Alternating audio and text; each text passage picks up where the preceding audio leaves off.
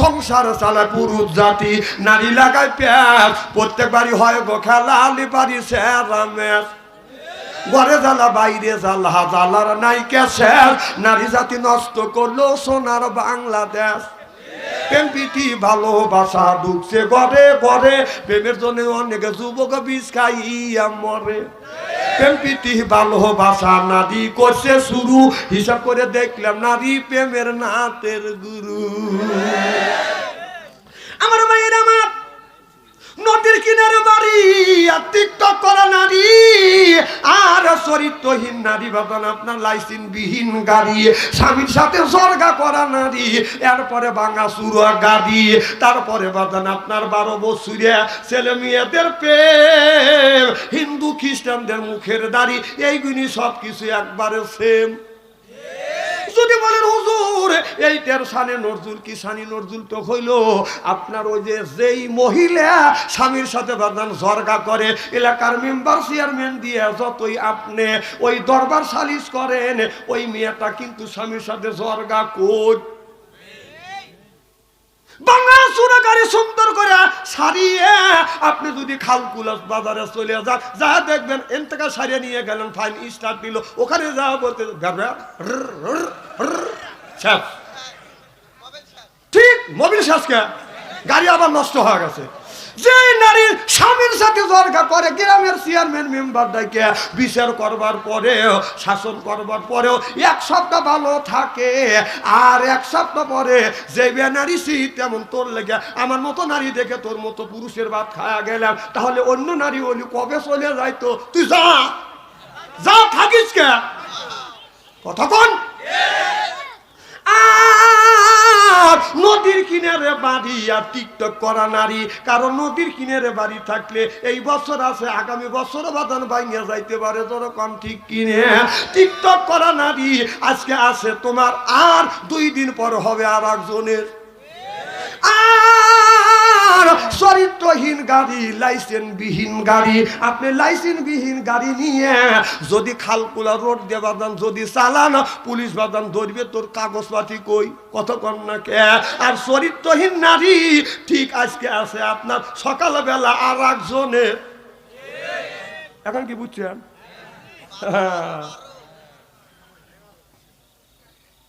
ও এই ওয়াজ বাদ দিয়ে থুয়ে উনি কি ওয়াজ করতেছে, জাকারিয়া আলাইহিস সালামকে দাওয়াত ধরছে, জাকারিয়া নবী গাছের মধ্যে ঢুকছে, গাছ সহ জাকারিয়া নবীকে কেটে ফেলছে। এই ওয়াজ আমি জানি, এই ওয়াজ করে মানুষকে আল্লাহর রাস্তা আনা যাবে না, এটা অন্যায়, এটা করা যাবে না, এটা ন্যায়, এটা করতেই হবে। ন্যায়ের পক্ষে কথা বলতে গেলে জেল খাটা দরকার হলে জেল খাটবো, জরিমানা দেওয়ার দরকার হলে জরিমানা দেব, প্রয়োজন হলে ফাঁসির মঞ্চ চাটবো, বাতিলের সাথে আপোষ নাই, চিল্লে কোন ঠিক কিনা।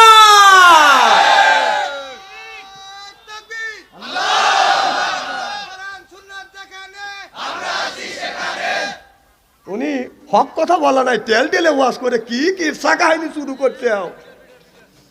হক কথা বলো, হক কথা যদি বলতে না পারো মাহফিলে শোনা ওয়াজে বাড়িতে বসে বইয়ের সাথে রান্নায় সহযোগিতা করো, তাও সওয়াব বেশি পাবে। কথা কোন না কে? অন্যায় হয়ে যাচ্ছে, দেশটা জাহান্নামের দ্বারপ্রান্তে চলে যাচ্ছে। উনি ওই ধরনের সে কথা নাই কে, জাকারিয়া আলাইহিস সালাম গাছের মধ্যে ঢুকছে, উনি সেই ওয়াজ করতেছে। এই ওয়াজ আমরা জানি না। দুনিয়ায় একজন পুরুষ মা বাবা বিহীন জন্মগ্রহণ করছে, সুবহানাল্লাহ একটু জোরে কর। আর 2 জন মহিলা বাবা ছাড়া মা ছাড়া, একজন মহিলা মা ছাড়া বাবা ছাড়া জন্মগ্রহণ করছে। আর একজন মহিলা দুনিয়ায় আসছে, মায়ের গর্ভে আসছে, তার বাবা নাই।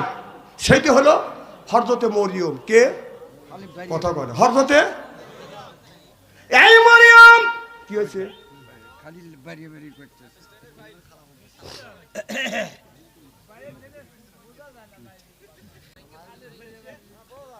বলো না,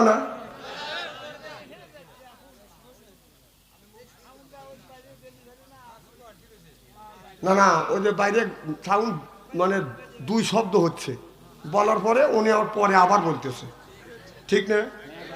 হ্যাঁ আচ্ছা, এইগুলো কি জানি কয়, ও ইকো ইকো। দেখেন না আমাদের দেশের যুবক ছেলেরা আপনার বক্সে গান বাজায়, মোহাব্বতে উসকে লাগে কুসি কুসি, যুবকরা খালি মাথা জাগে এরকম করে।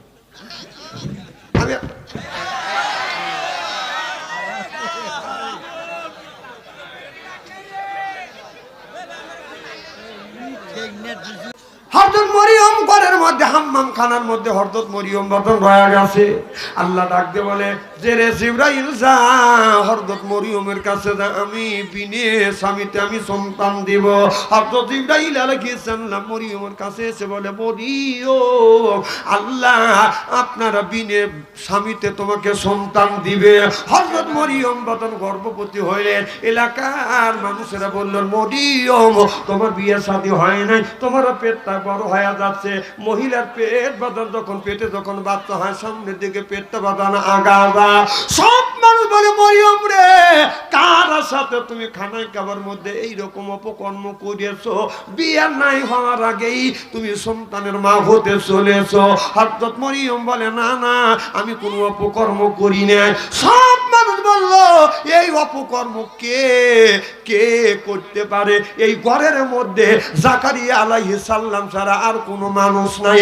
হযরত জাকারিয়া নবীকে সব মানুষ দাওয়াত দিল আর বলল ও জাকারিয়া আমরা তোমাকে নবী বলে মানি, আর মরিয়ম একজন অসহায় নারী, হাম্মাম খানার মধ্যে থাকে, খানায় কাবার মধ্যে থাকে, আর তুমি ওই মরিয়মের সাথে অপকর্ম করিয়ে অবৈধ সন্তানের মা তুমি বানাতে চলছো। এই বলে জাকারিয়া আলাইহিস সালাম কথা বলবে সুযোগ দেয় না। জাকারিয়া নবীকে বাদান ধাওয়া ধরছে। জাকারিয়া নবী দৌড়ায় আর বলে আল্লাহ ঘটনা ঘটালে তুমি, দাওয়া খাই হইলাম আমি। সুবহানাল্লাহ জোরে কর। কি কয় যে আল্লাহ ঘটনা ঘটাইছো তুমি আর দাওয়া খাচ্ছি আমি।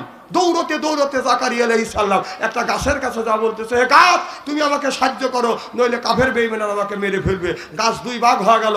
জাকারিয়া নবী গাছের মধ্যে ঢুকলেন। মরুভূমির মধ্যে মানুষ চিন্তা করলেন, ইহুদিরা চিন্তা করলেন, কাফেররা চিন্তা করলেন। জাকারিয়া নবীকে দাওয়াতে আনলেন। এই জায়গায় আইসা গাছের কাছে আইসা জাকারিয়া আলাইহিস সালাম হাওয়া হয়ে গেল। ও কই গেল? মিস্টার ইবলিস আপনার মাথায় পাগড়ি বেঁধে বলতেছে তোমরা না দেখলে আমি দেখছি। কয় কোথায়? কয় জাকারিয়া আলাইহিস সালাম গাছের মধ্যে ঢুকছে। এখন ইহুদিরা বলতেছে মানুষ কোনোদিন গাছের মধ্যে ঢুকতে পারে? বিশ্বাস যদি না হয় এই দেখো জাকারিয়া আলাইহিস সালাম ঢুকছে, এই গাছের মধ্যে ঢুকে গেছে, কিন্তু পাঞ্জাবির জুব্বর কানি একটু বের হয়ে আছে, তার প্রমাণ পাওয়া গেল। তখন বলল যে রাত হয়ে গেছে, রাতে আমরা এখানে পাহারা দেবো, সকালবেলা করাত নিয়ে এসে গাছ সহ কেটে ফেলবো। রাত্রেবেলা এখন চোখের মধ্যে তন্দা আসবে। তখন শয়তান বললে তোমরা একটা কাজ করো। যে কি কাজ? তোমরা তাস খেলো। গাছের পাতা নিয়ে এসে রিক্সা উইতন তারপরে সাহেব গোলাম বাবু বানালে। কথা বুঝতে চান না? এইটি আবার রিসার্চ গবেষণা করিয়া আপনার এইটা নিয়ে গেল আমেরিকান থেকে একটা সাহেব নিয়ে যায় এই তাস খেলা শুরু করে দিলেন। কিন্তু সাহেবের বাড়ি একটা গোলাম আছিলেন, গোলামের সাথে সাহেবের বিবি অপকর্ম করে ধরা পড়ছে। এই জন্য সাহেব কি করছে আপনার গোলামের কান কেটে দিছে। এই জন্য তাসের মধ্যে কান কাটা গোলামও দিয়ে দিছি। কথা কয় না? তখন সকালবেলা করাত নিয়ে এসে জাকারিয়া আলাইহিস সালাম সহ গাছ সহ কাটে ফেলছে। জাকারিয়া আলাইহিস সালামের শরীরে যখন আপনার ফ্যাস লাগছে, জাকারিয়া আলাইহিস সালাম উহা করবে। আল্লাহ বলল যদি আজ করিস তাহলে তোর নবীর দপ্তর থেকে তোর নাম কাটা যাবে। তুমি কি আমার কাছে সাহায্য চাইতে পারো নাই? তুমি যদি আমার কাছে সাহায্য চাইতে, গাছের কাছে না আসে আমার কাছে সাহায্য চাইতে, আমি আল্লাহ তোমাকে বাঁচাইতাম। তুমি আমার কাছে সাহায্য চাই নাই, গাছের কাছে সাহায্য চাইছো, গাছ তোমাকে বাঁচাইতে পারবে। জাকারিয়া আলাইহিস সালাম শেষ।